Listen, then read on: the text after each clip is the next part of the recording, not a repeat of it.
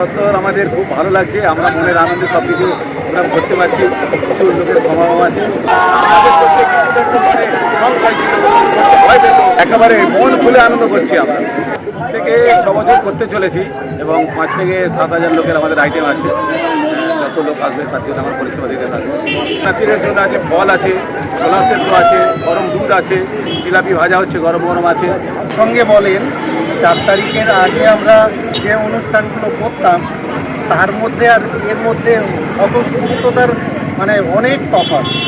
আমরা খুব মানে খুশি মানে এরকম একজন সরকার আমাদের এদের উদ্দেশ্যে বলবো যে সবাই সুষ্ঠুভাবে ধর্মীয় অনুষ্ঠানটা পালন করুন। দ্বিতীয় বছর আমরা গত বছর আমরা এই অনুষ্ঠানটা করেছিলাম। আমরা মুসলিম সংঘ হচ্ছে এর মানে বহু সামাজিক কাজ বা এরকম ধর্মীয় অনুষ্ঠানের সঙ্গে আমরা ওতপ্রোতভাবে যুক্ত।